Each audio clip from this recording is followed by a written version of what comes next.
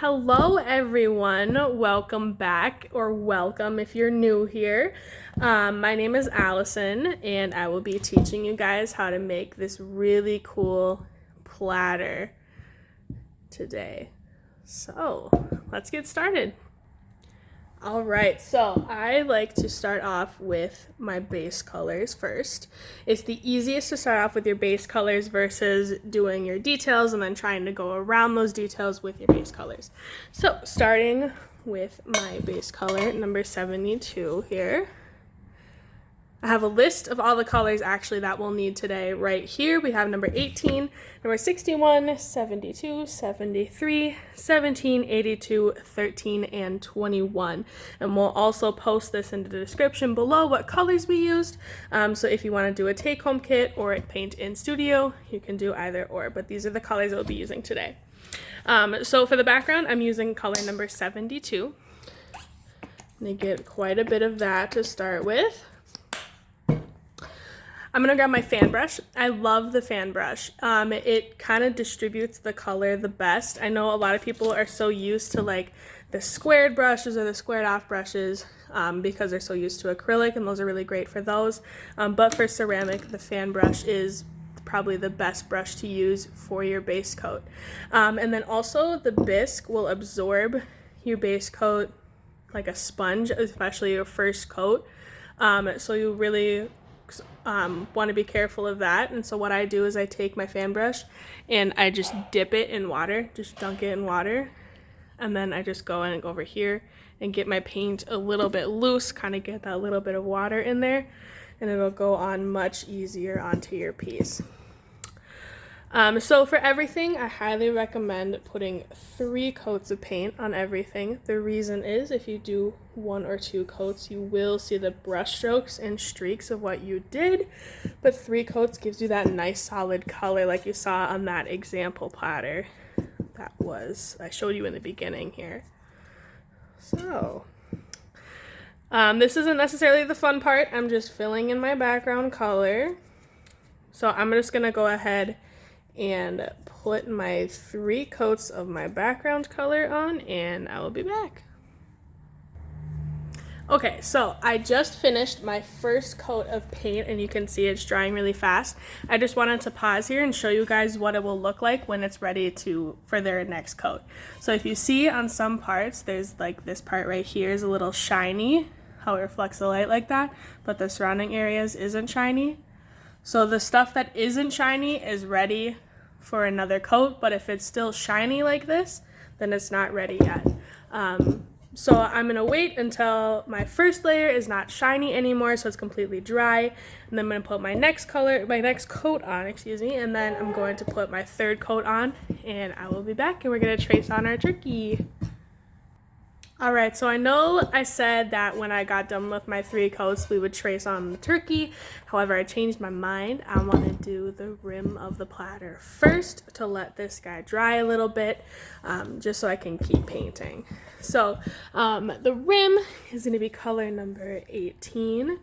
So I'm going to square. I got a new palette because my other one was a little dirty. So again, I'm going to take my fan brush, and I'm going to paint 3 coats of the orange color on the platter. What I like to do is I like to take my fan brush and kind of go along the outside, because I like how the color distributes the best with the fan brush. But then when it gets more towards the detail part and the hard part, I do like to take that little angled brush and dip it in and kind of really focus on my edge here. I know kind of edges and everything is really intimidating to some. Don't worry about it. If it looks too perfect, it won't look handmade. And if you really struggle with edges and you really like that nice crisp edge and kind of perfectionist like I am, you can take your angled brush and you can do it the opposite. You can start and really move. You can rest your wrist on the platter and really kind of move your wrist with it and get kind of a more crisp line here. that way if your hand is shaky, and then taking your fan brush and kind of going next to it, or you can just do it all with the angle brush. It's up to you. I just like the fan brush the best. So I'm going to paint my 3 coats on the rim, and then we will trace the turkey. Okay, so I just finished my 3rd coat of that orange on the rim, but I just want to show you guys what it looks like and how to fix a mistake. So as you can see, I kind of got a little bit of drops of orange on my platter, a little bit. They're just really tiny, just little drops, but I don't want them on there. You can do one of 2 things. You can either take a damp sponge, and we do sell these on our website as well if you're painting at home, but you can take a damp sponge and you can just wipe it up. Really easy, it's gone. Or you can wait until your mistake is completely dry, and you can take your fingernail or other scraping tool and you can just lightly kind of flick at it, scrape at it, and it will get it off as well. But I just wanted to show you guys that little cool tip and trick in case you mess up. Pottery is very forgiving, so if you mess up or anything and you make a mistake, you can always fix it. But I'll wait for this orange to dry, and then we'll trace on our turkey. All right, we are finally ready to trace on our turkey. So I'm going to be using this piece of paper here. If you don't have this, you can, if you're painting at home, you can either request us to print this off for you and include it in the bag with your piece. If you're painting this, just put it in the notes section at checkout and we'll include this. Otherwise, if you're in studio, just say that you're painting the turkey platter and you want your turkey, and we can print it off for you. So because this is a little, moist is the wrong word, it still has moisture in the paint, but it's dry, so there's no paint coming up, I can just use this piece of paper here, and that will work just fine. If your piece has been sitting for hours or overnight at this point, you're going to want to grab some carbon paper, some tracing paper, and put it underneath when you do this. But since we're just going step after step when we're ready, and our paint has a little bit of moisture in it, we're ready to trace on. So I'm going to line up my turkey exactly where I want him, and I'm going to turn my platter a little bit like this just because it's easier for me to use a pen. If you want to use a pen, you don't want to use a felt tip marker or a pencil or anything. The pen has that nice hard surface and it's the best to do it with. So you want to hold down your piece here, and you're just gonna go ahead and press down and press firmly and just literally trace this turkey. Now I'm gonna lift up so you can see there how it's a little bit darker. What we're doing is we're indenting into the paint. So you want to press firmly, but you don't want to press too firmly to where you're scraping all the way to the bisque. So you want to keep that paint on there. You don't want to press too firmly. But we are just going to trace, and right now I'm just tracing the basic outlines of the turkey. And I'm also going to trace, the little lines here. But that's all I'm going to trace right now is just that outline, the lines, this guy here, and just this. I'm not gonna trace these little squigglies, the face, or the polka dots just yet. We'll do that after we paint the colors on there. I find that it's easier to do it that way. So I'm just gonna continue tracing on this turkey, and I will be back. All right, so I got the outline of the turkey going. I don't know if you can see that, but we have a little bit of indentation in the paint. Like I said, I just did just the stripes and the basic outline of the turkey. I didn't do those polka dots or the face or anything like that quite yet. But first, I'm gonna go ahead and take our color number 17. I'm going to fill in the turkey. I like to use kind of like a more medium-sized brush for this. But I'm gonna go in and just paint the head and the body in the 17 color. I know this color looks bright and intimidating right now, but after fire, once it kind of blends in with that background color a little bit, it's going to get a little darker. So don't be worried if this looks like a really bright color for now. After fire, it'll look like that example that I showed at the beginning. A great way to kind of go to do kind of that outline and those edges like I was talking about is to rest your wrist or rest your arm on something and paint, and you kind of want to use your wrist to paint it. You don't want to kind of go at it at this angle and try to do it. Your hand will shake way too much. But if you rest your wrist and move your wrist with it, you don't necessarily want to move your hand, but your wrist, you'll really get those nice crisp lines. It helps with shaky hands like I have. But I'm just gonna go ahead and paint that in really fast. And then our next color is color number 21 for kind of like the first layer of feathers, I guess. I'm gonna go ahead and rinse off that 17 off the brush. Grab that 21, and like I said, resting your wrist on it and moving your wrist. Put that next color on there.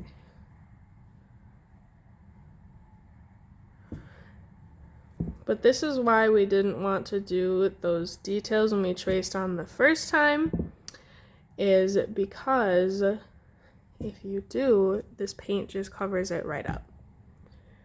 So I like to just do those basic details first, and then once this dries, once you do the 3 coats and it dries, we'll do those details on top. We'll put the paper back on the piece. We'll line it up. Sometimes what I like to do is I like to cut out what it is. Now that I got that outline, I'll cut out my tracing paper and I will line it up that way so it's easy to line back up. But yeah, I'm almost done with this 21 color. Like I said, rest your wrist on something. It makes it a lot easier to go next to other colors. All right, and then for the stripes, I'm going to do every other. I am going to do number 61 and number 73 for the little stripes. Grab 61, 73, and like I said, I'm just going to do every other. Just fill in those stripes. It doesn't have to be perfect because we will be outlining the turkey at the end. And this one's important, again, to rest, to use your wrist. And like I said, these do not have to be perfect. This piece, it looks really cute when it's imperfect, if that makes sense. It looks nice and homemade.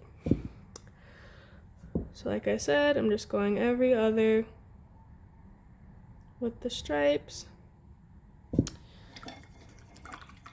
So I did the 61 first, and once that's a little dry, I'll go in with the 73, and I'll paint those in. All right, well, I'm going to do 3 coats of this turkey, and I will be back.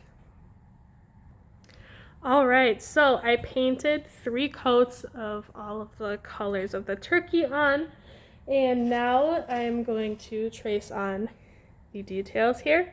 So like I talked about how I like to cut out my pieces that have detail on top, I cut out both of these pieces from that turkey printout, and I'm just gonna go ahead and lay that right on top of where I had it,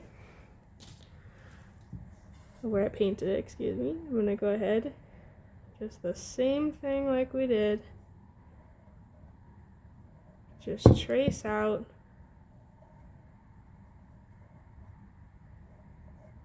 the little designs here.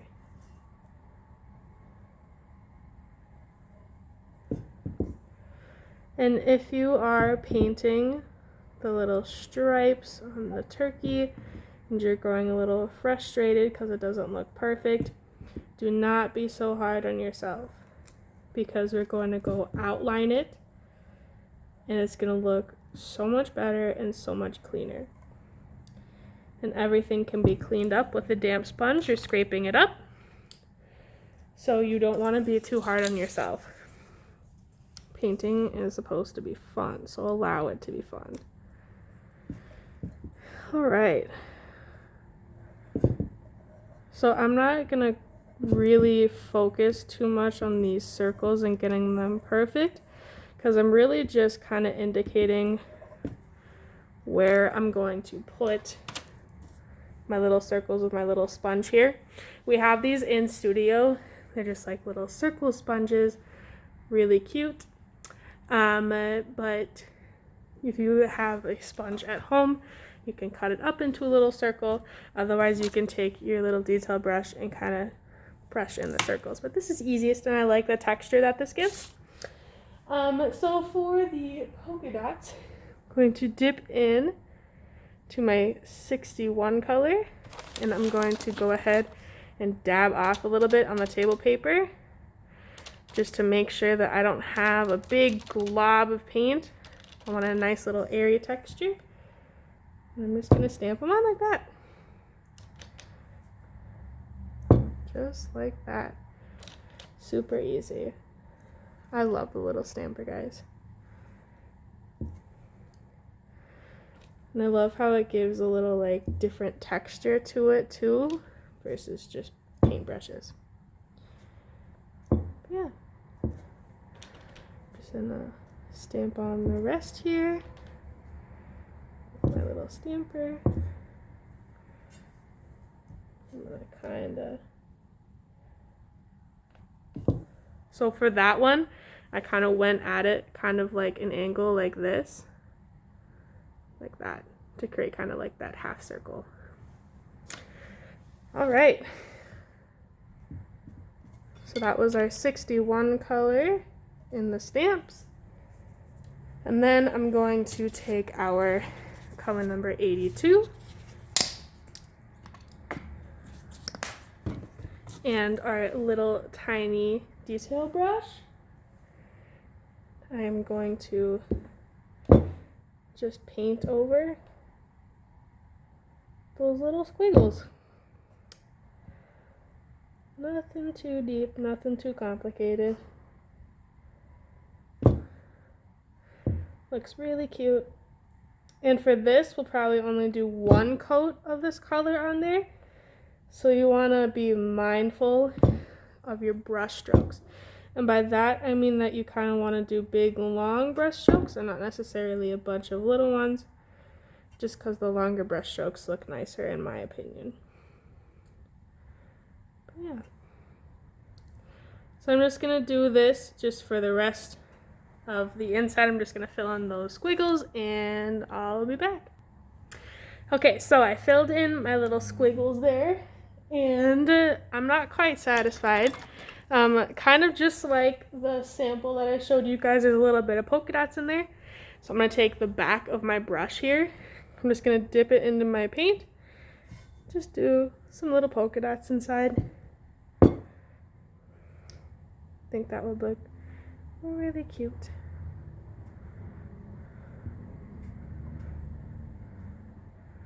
And this, you can use this technique just using the back of the brush for polka dots for anything and everything. It's my favorite way to make polka dots, just because they're so perfect and little like that.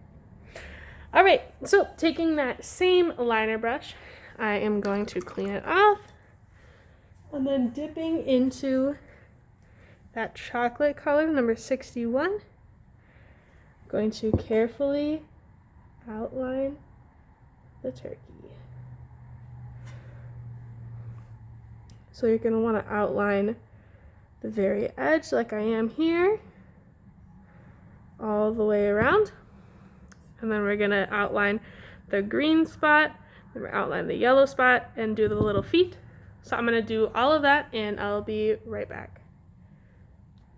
All right, so I outlined the turkey. As you can see, it looks much better now that it is outlined. So if you had trouble with yourself with your straight lines with the colors and everything, once it's outlined, it looks much better. So don't be too hard on yourself. So I'm going to take my little brush again in the chocolate color, and I'm going to go, and this is the fun part, I'm just going to make little ticks, I guess. Little guys. I'll do it on the outside so you guys can see a little better what I'm doing. But I'm just taking my little brush and just making little lines like this. Looks really cute. It just gives it that extra little oomph. Alright, so much like everything else, I'm going to finish it and I will be back. I'm going to be adding little ticks on the outer feathers, the inner one, and then outlining this. I'm not going to do little ticks on the feet. So I'll be right back. Alright, so I did my little ticks all over the cute little guy. And then what I did is I took a washable marker, just a regular Crayola washable marker. I recommend this over a pencil or a permanent marker because these burn off in the kiln the best and they don't indent into the piece. So what I did is I just wrote "Gobble till you wobble" on the piece here. Just so I can, like, in my brain kind of space out how I want it. Like you can kind of see, I don't know if you can see, it's in yellow, but my G, I want my G a little bit over, so I'm gonna, when I paint it, I know. So instead of just painting it blind and hoping for the best, I have kind of a plan. But for painting the words, I'm just gonna take a paintbrush. I'm gonna go into that number 61 chocolate color. And I am just going to go for it. I'm going to position it just so it's easiest for me to write. I'm just going to go for it. And just write my letters. Everyone's handwriting is different. So just kind of just do it in your own handwriting. If you want to trace it on, you can probably find this phrase or this saying online, and if you print it out, you can trace it on the piece, much like we did with the turkey. Super easy. Yep, I'm just writing in the words just in my regular, just handwriting. Nothing super fancy. Like I said, if you want to get fancy, you can get fancy. Use some other text or handwriting or something. And that goes for anything in the studio as well.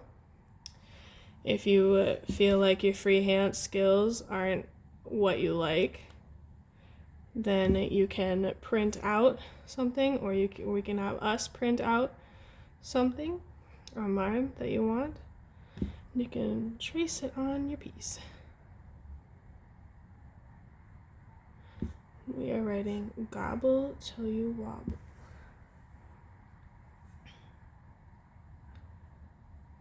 On it.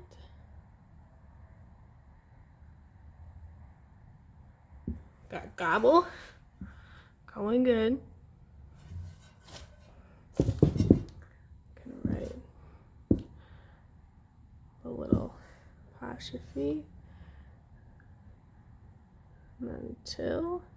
I'm gonna change up my L. I'm gonna make it curved, kind of like how I am with my T.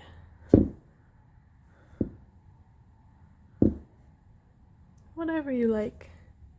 But I'm gonna go ahead and just write in "gobble till" on the top and then "you wobble" on the bottom, and I'll be back. All right, guys, we are almost done with our piece. I am going to dip into my chocolate brown with my small liner brush, and I'm just going to go around the edge of the platter. Just do those little tick marks again.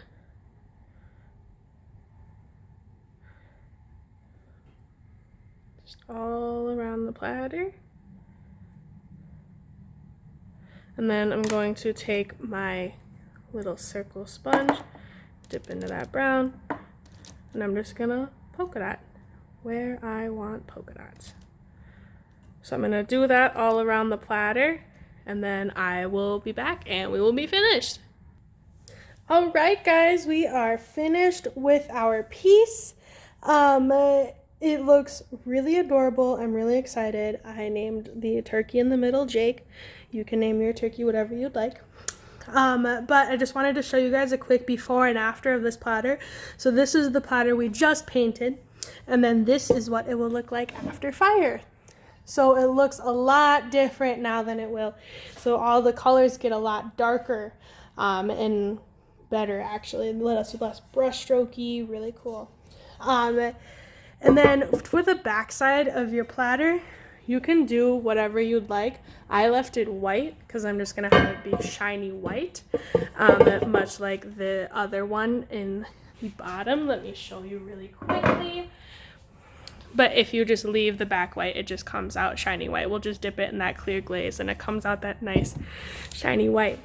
Well, if you guys want to see more videos like this, more tutorials, you can go ahead and like this video and you can subscribe to our channel. We'll put out more videos. We'll put out some seasonal videos, and we'll put out some other tutorials for you guys. But yeah, subscribe so you can see other videos from us. And until next time, have a good one, guys.